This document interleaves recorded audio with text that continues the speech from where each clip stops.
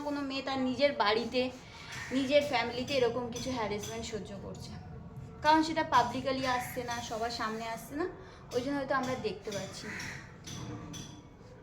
আজ এবার সোশ্যাল মিডিয়ায় একটা পোস্ট দেখছিলাম, দেবীর আগমন এবার অনেক দিন আগেই হয়ে গেছে।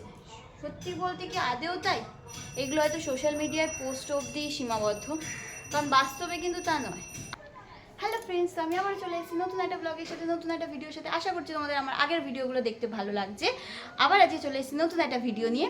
তো আজকে সকাল থেকে সেরকমভাবে কিছু ভিডিও করিনি, ভিডিওটা এখন শুরু করছি। এখন ঘড়িতে বাজে 10টা। আমার ঘরে যে সমস্ত ফুলগুলো, আর্টিফিশিয়াল ফুলগুলো রাখা ছিল, সেগুলো সব ঝুল পড়ে গেছে। আর ভীষণ টাইপের একটা ওই বাঁশগুলোতে ফাঙ্গাস টাইপের পড়ে গেছে, ওইগুলোকে আজকে আমি পরিষ্কার করার জন্য বসেছি। তো দেখা যাক কতটা কি হয় না হয়। তারপর একটু ইচ্ছা আছে হাতেরও কিছু কাজ করার, সেগুলোই তোমাদের সাথে শেয়ার করবো। আশা করছি তোমাদের খুব ভালো লাগবে, তো দেখতে থাকো। আমার এই হচ্ছে আমার টোটাল নতুনভাবে সব কিছুকে আবার সাজানো, নতুনভাবে পরিষ্কারভাবে সব কিছুকে সাজিয়ে তোলা। কিন্তু সত্যি কথা বলতে কেন জানি না বারবারই একটা কথাই মনে হচ্ছে, আমরা যে কোনো আনন্দ বা কোনো উৎসব পালন করব না, বারবারই মাথার মধ্যে একটা জিনিসই ঘুরছে। আবার একজন হয়তো এরকমই আবারও এরকম, এটা বলা মানে তো ভুল হবে না যে এই অভয়ার ঘটনার পরে এটাই হয়তো শেষ। হয়তো ওনার ঘটনার পরে আরও হয়ে যাচ্ছে আমাদের জানার বাইরে, আমরা হয়তো জানতে পারছি না। প্রতিদিন হয়তো কেউ কোনো না কোনো মেয়ে তার নিজের বাড়িতে নিজের ফ্যামিলিতে এরকম কিছু হ্যারাসমেন্ট সহ্য করছে, কারণ সেটা পাবলিকালি আসছে না, সবার সামনে আসছে না, ওই জন্য হয়তো আমরা দেখতে পাচ্ছি। আজ এবার সোশ্যাল মিডিয়ায় একটা পোস্ট দেখছিলাম, দেবীর আগমন এবার অনেক দিন আগেই হয়ে গেছে। সত্যি বলতে কি আদেও তাই? এগুলো হয়তো সোশ্যাল মিডিয়ায় পোস্ট অবধি সীমাবদ্ধ, কারণ বাস্তবে কিন্তু তা নয়। আজকেও আমরা বাইরে বেরোতে গেলে বা আজকেও যদি আমরা বাইরে কোথাও যাই, আমাদের মাথায় কিন্তু এই জিনিসটা ঘোরে যে কে আমাদের কিভাবে দেখছে, কোন নজরে দেখছে, আমাদেরকে নিয়ে কি ভাবছে। সব সময় আমরা একটা ভয় থাকি, হয়তো আমাদেরকে এটা ভাবছে। বা আমরা যদি কোনো ভুলও কিছু দেখি না, তো সেই জিনিসটা প্রতিবাদ করার সাহস হয় না। যদি প্রতিবাদ করি আর যদি আমাদেরকে কিছু করে, এইভাবে প্রতিবাদও করা যায় না। হ্যাঁ, এই সব বার করেছিলাম, ধুলোগুলো ঝাড়বো, পরিষ্কার করব বলে। তাই দেখছি কি এইগুলো আমি রেখে দিয়েছি না, সব সেই সেই সাদা সাদা ফাঙ্গাস টাইপের হয় না, ওই রকম পড়ে গেছে। কালকে রাত্রে আমি এটা ভিজিয়ে রেখে দিয়েছিলাম। আমি এর মধ্যে শুধুমাত্র চা পাতা ফুটিয়ে ওই জলটা ইউজ করি, আর তার সাথে এখানে অ্যাড করছি হচ্ছে টক দইটা এনে দিয়েছে আমাকে, এর মধ্যে আমি টক দই মিশিয়ে দেবো।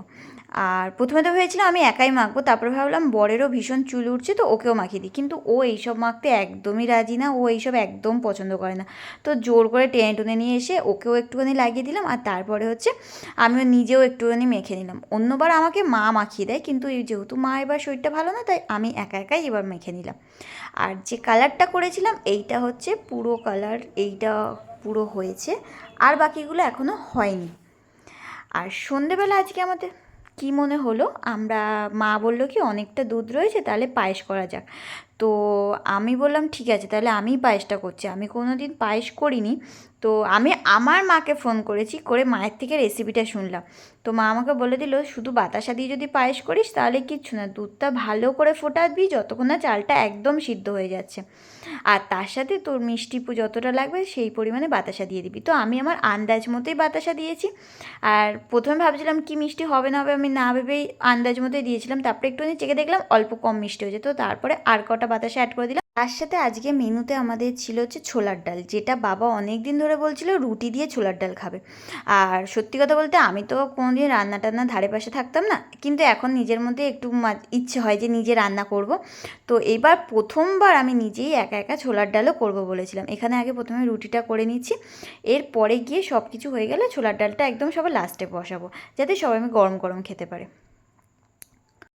আজকে আমাদের ছোলার ডাল হচ্ছে, তার সাথে রুটি, আর তার সাথে হবে পায়েস তো হয়ে গেছে। আমি কোনোদিন এর আগে কখনো ছোলার ডাল করিনি, তো যে ফার্স্ট টাইম করছি, দেখা যাক কেমন টেস্ট হয় না হয়।